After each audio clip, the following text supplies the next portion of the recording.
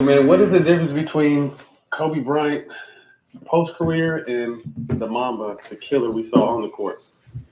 Well, I think it's just off. You gotta let your body heal. You got to do certain things. Business and in creativity, there is no off switch because your brain's constantly working, right? So, the similarities are there. It's the focus, attention to detail. You try to surround yourself with people that are just as maniacal as you are about their craft. And the differences are I don't have to put my body through hell every day.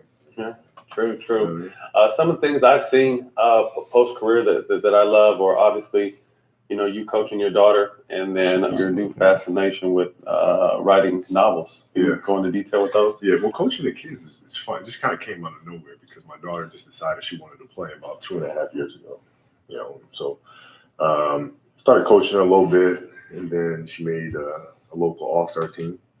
And that's where we met the rest of the girls that are now on the team. And, they all started at the real kind of ground level, but they enjoyed playing so much, it just kind of grew up with the kids. And all. So, you know what I mean? Like, I'm not trying to read my daughters that, Right. We enjoy that stuff, but it's not, it's not reality of it. You're not going to sleep and then wake up years later and be successful. Right. You got to work. You got to work. So I wanted to create stories that I could read to them, athletes that go through that type of stuff. Right. Tell me what it's like. All right. Well, welcome to Straight from the Hip. What you heard was an excerpt from Kobe Bryant, and he was speaking a little bit about his post-playing career and how that just a mentality he took from the court into his post-life. So we definitely wanted to start out there with Kobe. I think everybody, if you don't know what happened, Kobe Bryant passed away in a helicopter accident. I believe it was 7 total people on the helicopter, including his daughter, GiGi. So it definitely is a sad moment in sports. I will admit, when I first got the news, my reaction was I thought it was fake news. Not to quote our current president, but in these times of media, a lot of things come out that haven't been real. I mean, how many times have you heard how many people have died and et cetera, or this person grew, was born a man. And so for me, it was like, no, that can't happen. We just saw Kobe at the game messing around with LeBron, and then to hear that he had passed, it was crazy. The only other occasion I can relate to, and I'm making it about me, but how I felt in the moment of hearing that was when Michael Jackson died for me. When he passed away, and Michael Jackson was in his 50s and he passed, I just remember it felt like a part of me had died with that moment. And so hearing Kobe pass away, he had passed, it definitely, it felt completely like that for me again. It felt like we had lost something that never fully grew to its full development. So I don't know about you, where you were or how you felt. I was actually at my youngest daughter's basketball practice when I got the news. So how crazy is that? But well, I'm not. I agree with a lot of what you're saying to some degree. I think that I was more not, but it's not that I didn't believe that Kobe had died. I think it's the manner in which he died. To hear that he had died in a helicopter crash was a little bit much for me. I mean, it's you're hearing nowadays about athletes, some dying in their 30s, 40s, whatever, from heart attacks or from issues that they had from when they played football or whatever sport they played or whatever, from, the abuse that they do to their bodies, whether it be with drugs for pain or for whatever the case may be, or, some of them taking their own lives, whatever. But when you hear about he died in a helicopter crash, it just seems like it was so sensationalized that you're just like, okay, I'm not necessarily believing this. This doesn't sound like it's right. Right. Him dying in a helicopter crash or whatever. So for those reasons are more the reasons why it took me a minute to be like, okay, is this real? Because of that. So once you learned it was real, obviously it was crazy to me. Kobe Bryant was always my son's favorite NBA superstar. And so like I said, it took a lot for me because I called my son to see how he was doing, and I knew he wasn't going to be doing well. Right. And he took it really hard. I mean, my son is 28 years old today. Today's his birthday, and so being 28 years old, and Kobe is 41. Like I said, he kind of just grew up with Kobe, right? And that was his guy, much to the way that Michael Jordan's my guy. I used to try to convert the little joke over to being a Jordan-aire. Like, dude, right. Jordan's way better than Kobe. Like, no, Dad, Kobe's my dude. LeBron came along. He was like, no, Kobe's my guy. Right. So for that, reason, I was really impacted by it because like I said, I because of my son and the way he was impacted.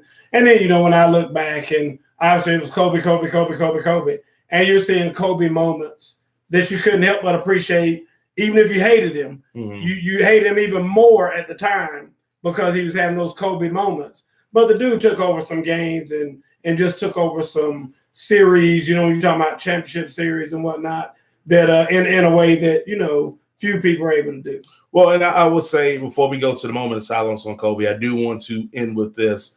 I think when I made the Michael Jackson correlation, I never really fully put into perspective why I felt that way. Not for me particular, but just like most of us here, especially for you particular, you're around MJ's age, similar, closer. You grew up with MJ. You saw him as a child, probably your earliest memories, probably of music, probably has some Michael Jackson influence.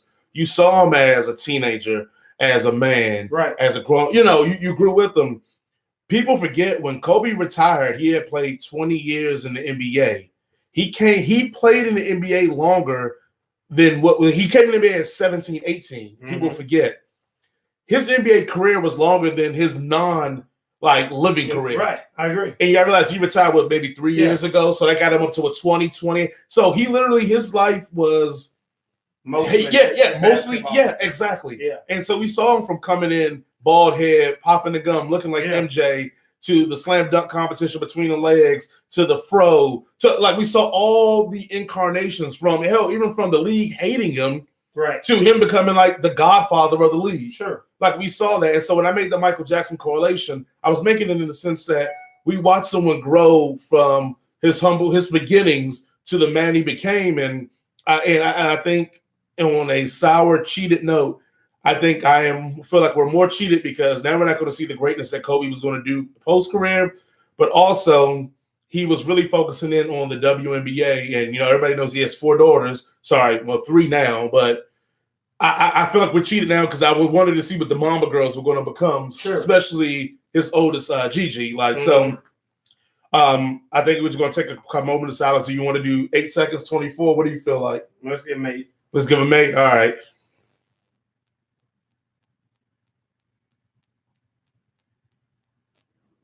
All right, let's get back to the sports business. I'm a single-digit guy.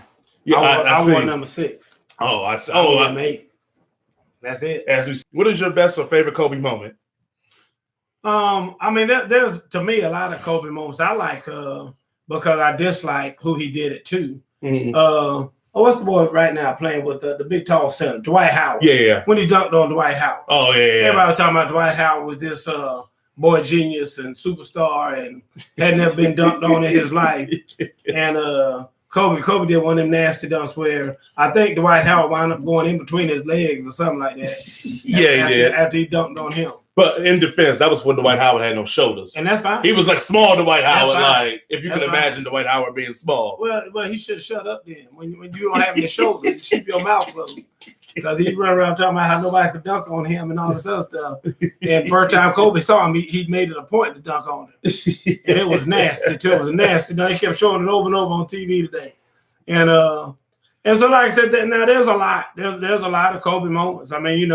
He scored 62 in the Garden. Yeah. He scored 80-something, one of his last 81, home games, 81 or whatever it was. So, there's a lot of Kobe moments, but that was nasty. I will say you mine, and I know you're going to hate it a little bit, but I remember it on a negative side for me, but positive for Kobe.